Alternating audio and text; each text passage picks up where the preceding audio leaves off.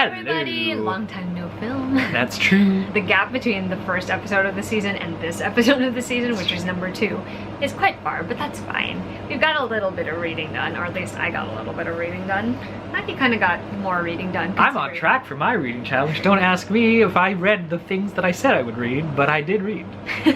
Anyway, I'm gonna kick things off, and in this video I'm exclusively talking about things that I read digitally, so I don't have finished copies of them all I read or these days. physical copies. The first book is one that I buddy read with Madeline from Novel Inc. It is Chasing Lucky by Jen Bennett. This was originally supposed to come out in May, but it got pushed back to November. So Chasing Lucky is the story of Josie St. Martin, and she and her mom returned to sort of their mom's hometown.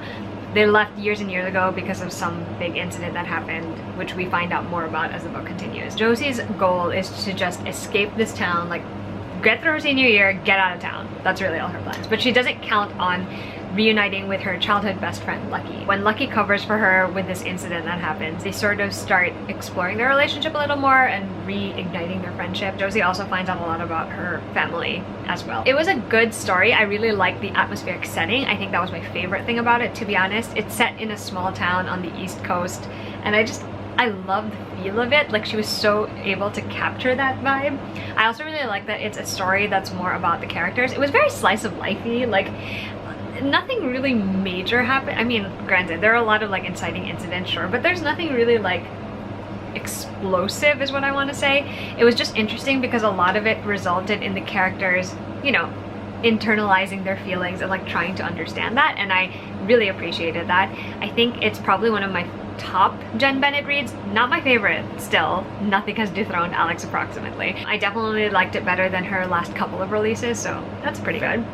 I also read with my sisters and my cousin. We decided to do an unofficial book club, which we haven't actually met for yet, but we read Untamed by Glennon Doyle. This is sort of a memoir from Glennon. It's sort of her trying to explain how females in particular are brought up in a way where you are influenced to like tamp a lot of things down instead of listening to your own instincts and your own knowing, as she calls it. And I really liked reading about her personal experience and struggle with that. For me, when you read a memoir, sometimes it's just enough to, you know, be able to draw your own like sense of I'm being seen, I'm being understood, or I have words for this concept that I didn't know, and I think that's what Untamed did for me. Did I necessarily super love it? Not always. I felt like it was a little like all over the place, honestly. Like it would go from one thing to another in a way that didn't necessarily feel coherent, but then again, like I said, it's a collection of her own experiences that are all tied to the same concept, so in theory they still all go together. It's a really interesting like thing to read, and I'm looking forward to talking about it with everyone. The third thing I'm going to talk about is a review book that I read with Rachel from Hello Wow, I'm reading this with people from Hello Chelly for our Friends with Arcs feature on our blogs. It's called Paris is Always a Good Idea by Jen McKinley. So it is about a main character who, it's been 7 years since her mother died, but she's still struggling with that grief. She's kind of put herself on hold, so she hasn't really allowed herself to grieve, to move on, to really grow since then. When her father announces that he's getting remarried, it sort of sends her into a tizzy, and with the encouragement of her family, she decides that she's going to take this opportunity to sort of relive a trip she took to Europe before her mother died, where she met a lot of people and had a lot of experiences and fell in love. So she retraces her path. She goes to Ireland, to Paris, and to Italy, and she reconnects with people along the way. I liked it. It's a really quick read. I liked how it really showed you how this character was trying to take a step forward from her grief after all those years, and I liked how it showed that some of the things you remembered from something in your past would stay the same, could stay consistent no matter what, and some of those things would definitely be different. And I like that because it sort of shows you the juxtaposition between who you were then and who you are now. Nice. I also really like the romance in it because it develops between her and a coworker that she doesn't actually like, and it's just delightful. It made me smile. It was also really nice to sort of travel in the book. Like, she gave you a good sense of what this, you know, rural town in Ireland was like, and what Paris was like, and what this vineyard in Italy was like, and that was really nice too. So I really enjoyed that. That is my first set of reads for this video. Now it's Mike's turn. That is right. I'm going to shout out a couple of the series that I've read. I want to start with The Last Ones by David Munoz. It's a 3-part graphic novel series. One of those. Is it post-apocalyptic? It's definitely post-apocalyptic, and it's post-vampire apocalypse. something to the effect, and there's always one of those, right? Something to the effect of the earth sort of cooling and the sun being blocked enough so that vampires could resurface, and they basically decimated the entire world. Whatever humans remain are being treated like cattle, blah blah blah blah blah blah blah. It centers around, this is where it gets really really dark and really really fresh in that sense, because there's always like the one family, like Quiet Place, or it's an entire town in Barrow, Alaska, like 30 Days of Night, and it's just mindless gratuitous violence really, and vampires just eating everything. With the last ones, it's really twisted and interesting because it centers around a bunch of survivors from a grade school, from like a grade school. So there's a bunch of little kids, and it's not even their teacher, they call her their teacher, but you find out somewhere in the middle that she was actually an illustrator of a children's book, and they were doing a read-through at that school the day that the cataclysm happened, and they're the only survivors sort of left. Cut to a mysterious figure who is unbelievably, you know, helpful to them, to help them survive, and then mysteries sort of unfold. This is the kind of fresh vampire apocalypse story that we're talking about, because it's so character driven. It's not driven by the we're vampires and we're so helpless and humans or whatever, though there is an element of that. In fact, I feel like this story ends on that perfect kind of circle, where it was never a story about like, oh, we're gonna be survivors, and no, it's like the world is crap, this is a vampire apocalypse. However, here's a compelling tale of people involved. Okay. And that it involves children adds like a different kind of terror to it. And you'll remember from the film class that you took, that I also took back in that was one of the most fun things I ever did. That when you introduce traditionally safe things like women and children, right? Meaning they're not a threat, but when you either make them the threat or you threaten them, that always amps up traditionally again, this is traditional, that's why horror movies work. I think all humans are scary. I mean, you're not wrong. But that's just me being an introvert. But that's the traditional horror story trope. It's the absolutely. You know, there's so many books written about like the monstrous feminine and then whatever, blah blah blah. But there's always something about how, you know, the people that generally you wouldn't think are a threat suddenly become threatened. There's a dynamic there, and that's why it's a great story when you subvert that, and it becomes the Slayer, and it becomes the kids with the superpowers, right? Not here.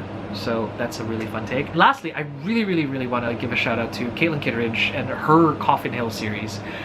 It is so good. It centers around Eve Coffin, who comes from a long line of coffin witches. They are local kind of blue bloods, and they're little New England sort of like part of like Massachusetts or whatever. And they are the best of the best and literally the worst of the worst. They are tied to powers that are greater and terrible and destructive. And Eve, as the last in line, or the most recent in line of coffin witches, is ensnared yet again in the middle of all of this black magic drama. Okay. And she's an ex-cop, she just wants to do the right thing. So there's that gritty urban but small town Massachusetts, you know what I mean, like that kind of gotcha. feel to it, where it's gritty, but it's also small town, and it's dark evil magic, and just the need to just do right by people. And rituals and stuff. It'd make a great Netflix series, although now that I think about it, and I said it in other videos before, I think it'd be a better fit on Amazon. Sci-fi that kind of deal. Yeah, but sci-fi could. Definitely recommend it. And the best part about Coffin Hill, if the last ones was like a linear kind of storytelling with some flashbacks here and there, Coffin Hill is told in like different time frames, kind of like how Westworld is being told, but a little less brain fudgy, because Westworld is just like, what happened, when, and who's, like, you need a Don't time. worry, I'm sure Matthew will talk about that. You need like a doctor. I will.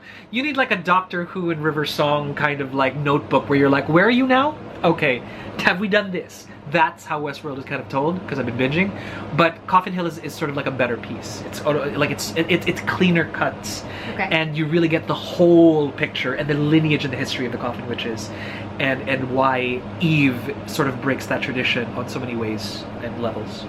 So yeah, happy to recommend. Holler at me if you've read it, but it's great. I love that series. One last thing, I, out of frustration, read volume 6 and 7 of Fruits Basket because the anime was progressing too because the anime was progressing too slowly, and it was progressing to a point where I'm just like, this is making me feel absolutely terrible. I need to know what happens next, and worse things happen, and that's why I stopped. But I could not stop binging that series once I started. Because it's just too painful. And for those of you who have heard Alexa rant about Fruits Basket, I actually discovered Fruits Basket back in college, actually. And it was funny that it was the old anime. It was great. A bunch of kids who turn into, well, not kids, it's a family who are cursed. Some of them who have the curse turn into animals of the zodiac whenever the opposite gender, I want to say, hugs them. It centers around two of those cursed folks, and a young girl who is just the most indefatigable spirit you will ever find. She's unflagging and unwavering in her positivity, and even in her weakness, she is a roadmap to strength. And that's why you want to read it. That's why it's worth the story. And that's why I absolutely hate where I stopped, because it's just so sad and depressing, and I need to know what happens next. I mean, you could just read the rest I of could it. I'm not even watching the entire anime until I know what happens next. Like we've stopped watching, and Alexa's like, can I watch by myself? And I'm like, honey, that's all yours now, because I am not watching what I just read. I do not want to see that unfold on film without like resolution and closure. So I don't even know where they're going to end the second season. But yeah, I know. I've been wondering that too, actually, because it's not in a good place at this rate. But whatever. Well, you never know. You never know. Okay, 3 more books for this video. I'm going to start with the one that I didn't love as much. So that is 80 Days to Elsewhere by Casey Dwyer. This is the story of a girl named Ramona, and she is determined to help her uncle save their sort of family indie bookshop. Oh. And so in order to do so, she has to get a new job that will help pay the bills. And she sees an advertisement for this company called Ex Libris Expeditions, who plan literary journeys for their clients inspired by stories. So to audition for this, she needs to plan a journey inspired by Around the World in 80 Days. So she has to go on the actual journey, write about it, and pitch it to the company. So one other aspect of this is that she has a rival for the position. Another aspect of this is that she's also dealing with some of her own stuff. And the third aspect of this is apparently, which I did not realize before reading the book, is that she's never actually traveled anywhere, and there's a specific reason for that. So the concept of this one sounded so great, and she does do a lot of traveling, and there are a lot of unusual situations and even places that are not usually included in most of the books that I've read, which I thought was all really well and good. I also really like the whole concept of their indie bookshop somewhere in Manhattan, and it's like her uncles and her who run it. That was really cute. That's cute. And the whole like idea of Ex Libris Expeditions is obviously great. However, I do feel like the author tried to do too much in one book. Like, it was already hard enough to chronicle an entire journey in a book, but then she had to throw in on top of that like this character constantly being exposed to difficult scenarios in real life. There were refugee situations, there were people who are just, they need certain basic things to survive, and they weren't getting those things because the military was taking them. There were Indians who wanted to protest against like what I think it's like an oil company is doing to their land. There was deportation mentioned at some point. So there was like a lot of like elements. Like, there's nothing wrong with including those things in a story, I think, because they are realities that a lot of people are facing in the real world. For sure. But in some ways it just didn't feel like they were done. I don't even know how to say it, because like obviously everyone's experience is different, so I can't speak to how valid or invalid the portrayal was, but I felt personally as a reader that it sort of cheapened it a little just to have so many of them thrown at once. Like at they this could have character. afforded like more of a runway for them to explore. As a privilege check, because that's how it felt like to me. Like, it was like which is always good. You always need to check your privilege when and if you can, but it just felt But do it right, though. Yeah, it just felt a bit contrived in a way, because it was just happening one after the other after the other, and this is in the second half of the book. The first half of the book is solely focused on the travel and the rivalry and all of that stuff, so I was a little thrown off by all of this. Plus there were a lot of like situations travel-wise where I was just like, this doesn't seem realistic to what I know of traveling, and especially if you're someone who has never traveled outside of the country before. I was just like, this is a little too out of this world for me. So I was just like, I can't fathom it. And also the romance, not great. Didn't really feel like there was any development there. So unfortunately I didn't end up enjoying this one as much as I hoped I would. However, the next 2 books I'm going to talk about are books that I actually enjoyed. So we're going to start with The Roommate by Rosie Dennen. This is a book that my friend DJ read earlier this year. He really enjoyed it, and he said I was going to enjoy it too, and he was right. So it is basically about this girl who has been in love with her best friend forever, and she sort of like feels like they could end up together. And when he invites her to come and stay with him in California, she's like all excited because, you know, it's gonna be great, right? When she gets there, he dumps the news on her that his band has gotten like this mini tour gig, and so he just leaves her there in his house with this stranger of a roommate that he found like a couple of days ago. And so it's mildly awkward, kind of weird, but then she and the roommates obviously start getting along, even though they're from 2 sort of different walks in life, and they end up teaming up for things. I'm gonna leave it at that. There was something about the plot that I did not know going into it, but when I found out, I was just like, this was unexpected, but I will run with it, like it's gonna be fine. And it is one of the very few books this year that really managed to make me laugh out loud a lot. Like, I was really cackling while I was reading because there's just so many funny situations that happen in it. This is something that, like, I bet it would translate so well into a romantic comedy film. And they just need to get the perfect people to play these characters, because I swear the humor is so great, their banter is so great. It was it was really fun seeing them being put in situations that might have been difficult or awkward for them. I didn't necessarily love all of the miscommunication or lack of that happens in it, but you know, that's part and parcel sometimes of romance stories. So I really liked it. I would highly recommend checking it out if it sounds like your thing. It was great. And the last book I'm going to talk about is actually a little bit of a departure for me. So I do read a lot of fantasy, but it tends to be like high epic fantasy or YA fantasy. And it is only in recent years, really like in the last decade, probably the last 5 years only, that I started reading more urban fantasy. And one of the books that recently I read, which I really enjoyed, is Angel's Blood, which is by Nalini Singh. It is the first in her Guild Hunter series. And this I talked about in, I think, a TBR video that never went up, but it is about a young woman named Elena, and she is a master vampire hunter. And she gets hired by the Archangel of New York, Raphael, in order to hunt down this very powerful person, you know, capture him, help them capture him. But, you know, other things happen on top of that, including a blossoming relationship. I really liked this book. I was really surprised by how much I enjoyed the lore for Nalini Singh's world. So it's primarily set in New York City, which is cool because it makes it easier to sort of imagine these things because it's like New York.